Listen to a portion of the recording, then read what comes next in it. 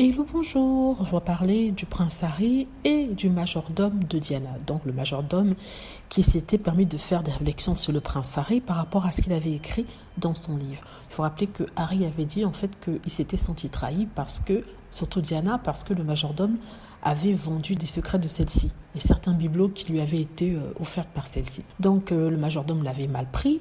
Son nom d'ailleurs est Paul Burrell. Il avait mal pris, il avait expliqué en fait qu'il était une victime du prince Harry et que le prince Harry n'était plus l'homme qu'il avait connu. Il avait même demandé à ce que je crois on m'enlève les titres du prince Harry. Sincèrement, celui-là c'est un traître. Aujourd'hui, il se trouve qu'il a des problèmes de santé. Je crois qu'il a un cancer de la prostate qui est en phase d'après lui terminale.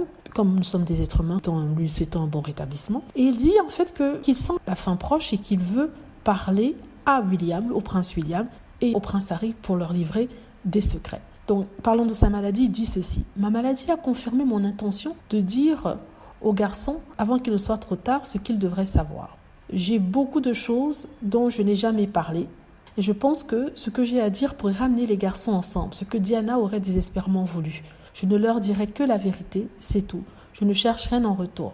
Il y a des choses qui se sont passées dans le monde de leur mère dont ils n'ont peut-être pas connaissance et je pense que ça pourrait combler certains vides. Donc la question est la suivante. Que doit faire le prince Harry? Est-ce que déjà ce monsieur bluffe? Il a été pendant longtemps, une bonne dizaine d'années, le majordome de Diana. Auparavant, il travaillait pour la reine d'Angleterre, bien avant ça. Donc, est-ce qu'il a des choses à dire? Ça, c'est sûr, puisqu'il était là au moment où Diana avait des problèmes avec Charles, ou quand elle s'est mise avec Dodi Al-Fayed. Il était en tout cas dans son monde, bien avant qu'elle ne décède. Et il aurait des informations. C'est sûr qu'il a des informations, mais lesquelles? Mais est-ce que c'est important? Là, on ne sait pas. Est-ce que le prince Harry devrait aller le voir pour écouter, l'entendre parler avant sa mort? Moi, personnellement, par curiosité, je dirais oui, parce que je me dis qu'on ne sait jamais. Peut-être qu'il a une information sur Diana, peut-être en même temps c'est un mensonge, on ne sait pas. Mais personnellement, je serais allée écouter ce qu'il a à dire.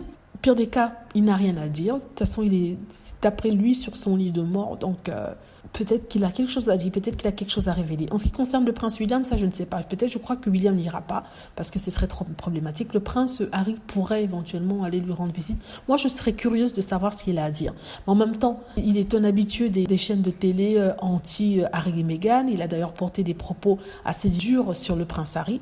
Donc là, je suis partagée. Mais la curiosité pourra me pousser à y aller. Bah, je ne pense pas que le prince Harry lui ira, mais bon. Moi, si j'étais lui, peut-être que j'irais. Dites-moi ce que vous en pensez. J'espère que vous avez aimé la vidéo. N'hésitez pas à cliquer sur like si c'est le cas, à vous abonner pour plus de vidéos et à cliquer sur la petite cloche afin de être averti lorsque je poste une nouvelle vidéo. Merci.